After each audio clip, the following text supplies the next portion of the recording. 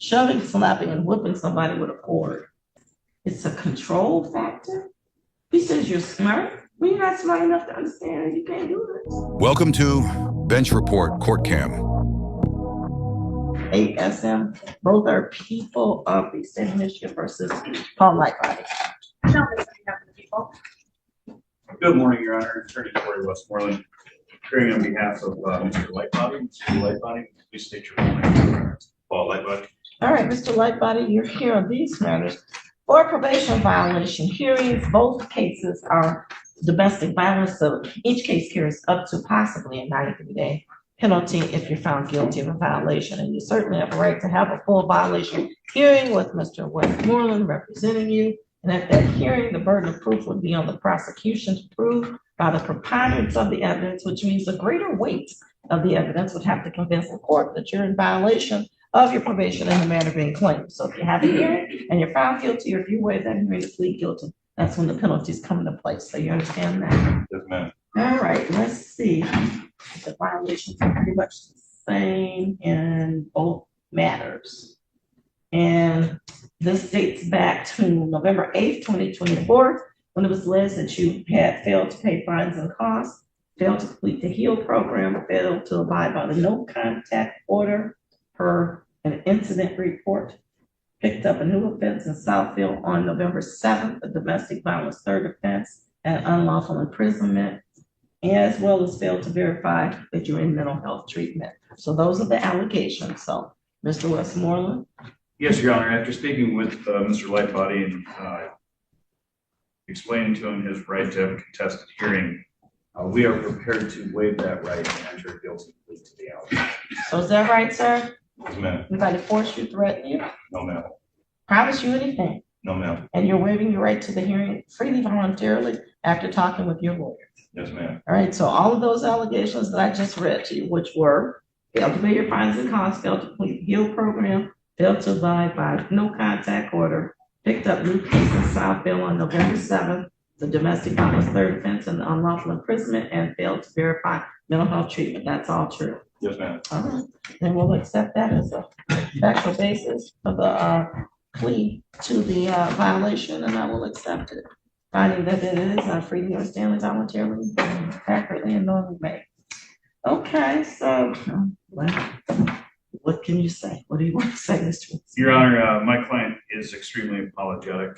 He has been incarcerated for roughly 10 days. He was in a very toxic relationship, takes responsibility, knows that he was part of the problem. Okay, here's the whole problem.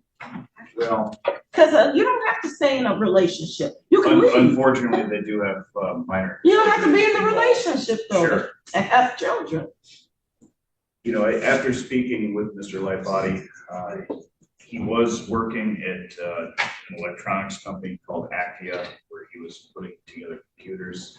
Okay. He actually has some very good skills going for him. Once he gets all this behind him, even speaking with him, interacting with him, I can tell he's smart.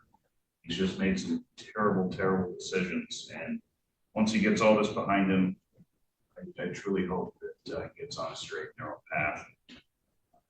He hasn't made excuses. He's taking responsibility for his actions.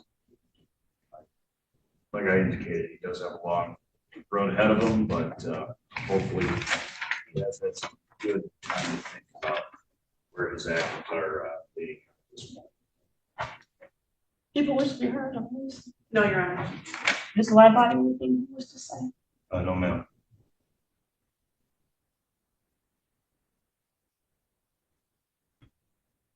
I'm surprised they didn't recommend the whole 93 days in jail. They recommended 75 days. You know, Mr. Lightbody, choices in life. You can decide which path you want to go down. I don't know how you could be per incident report shoving, slapping, and whipping somebody with a cord. It's just not necessary. You can't whip somebody into making them do what you want to do. I mean, I just don't get the mindset here. It's a control factor. He says you're smart. Well, you're not smart enough to understand you can't do this. You're not smart enough to take advantage of the services we tried to order for you in the 2 domestic violence cases you already had. If you had finished the HEAL program, perhaps maybe you would have learned a few things. You need some anger management, the HEAL program, and a whole lot of prayer. Because if you're doing this to this person, there's no such thing as I was in a bad relationship. You don't have to be in a relationship, even if you have children. All you need to do is pick your children up, visit with your children, make sure they're good, and take your children back. You don't have to have any other interaction whatsoever. And if you do, it doesn't mandate, allegedly, beating them up with a cord and possibly imprisoning them so they can't leave. I mean, I don't know what you expect to have accomplished from all of that. And when the whole thing is said and done, all you get is more time, possibly now on a felony, possibly going to prison. Whatever the job you had is really in jeopardy right now. Instead of you using your smarts, as your lawyer said, to build those computers, move on up, get even a better position, saving money for your children's college, advancing yourself so that you feel good and confident about who you are and what you're doing. You're doing something that, how does this make you feel good? Beating up a lady. It doesn't. It shouldn't. And so when you stop and you think about the things you've done, you can't feel good about that. You got a mother somewhere, or a sister, or an aunt, or a grandmother, or somebody. And I don't understand how you could think of somebody doing that to them and it being okay. These children that you got a mother. Think about the example that sets for your kids. You want to raise a son that's an abuser because he thinks this is the way to handle, a conflict when you don't get along. Just beat the lady up. No, ma'am. You think you want your daughter to marry somebody like that and accept that behavior because, hey, it shows love. That's what my daddy did to my mama, so that must be love. And then she ends up in a situation where somebody kills her. That's what you're working to. You keep doing this stuff, you're gonna kill somebody eventually. And you don't need, maybe didn't eventually mean to do that, but that's not an excuse at that point. So you gotta work on yourself, Mr. Lightbody. And I don't know, you're not taking none of this seriously. To work on yourself. You're capable of change. You got a lot of good qualities from what your lawyer just said. But you gotta want to change. And you have not stopped to take advantage of anything that we offered for you to change. Not one thing. So it's up to you. At this point, I just waived your other case up to circuit court. So who knows what's gonna happen with that? But this is like the crossroads for you now. This is the time to stop and think and sort of take yourself out of your own body and look at yourself as if you were a different person and say, boy, what's wrong here? What did I experience that caused me to turn this way? And then get to work on that. Get the mental health treatment that you need to overcome whatever issues that you saw or were around that caused you to turn like this. There's got to be something there because most people that's not what they do. So fix it. And don't let whatever your past circumstances are control who you are right now. You can rise above anything that happened to you or that you saw or that somebody did and be a better person than whomever that was that did whatever that you saw or that they did to you. You can rise above that and be better. And you got to. You got to raise other children. And if this is a legacy of the family, you need to stop it right now so that your kids don't carry this burden along with them as they grow. And that's what you got to do. But you got to change here. It's got to start in your mind, and then it's got to be in your heart. So, sentence of the court.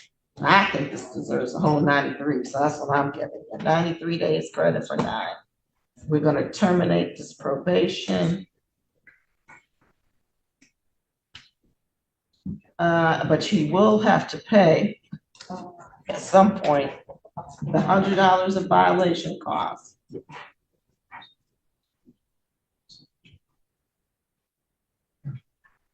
Judge, I would just ask for credit for time served. I believe Mr. Lightbody's been incarcerated. Yeah, not on these cases, probably. He probably got incarcerated on something else. I just continued him on probation in August. So he knew what he had coming. We've been bopping him since 2023. So, and if he has more than credit for 9 on this, then I'm sure they'll give it to him. Thank you, Judge. $100 violation cost.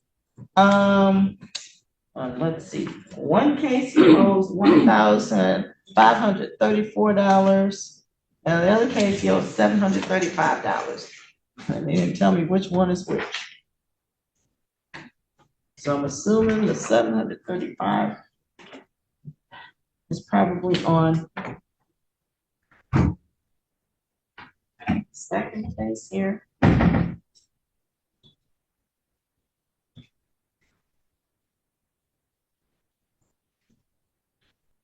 And so someone will contact him from collections on whatever it gets up, if he does, to set up a payment plan to pay off his fines and costs in these matters.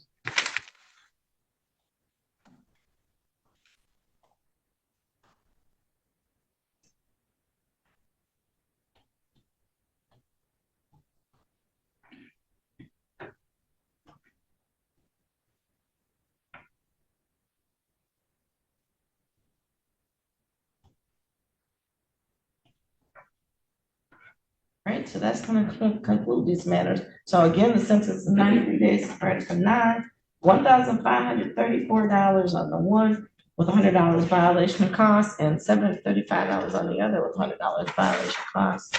And we'll refer that to collections clerk to set up a payment arrangement when he's out. So good luck, Mr. Lockhart. Thank you.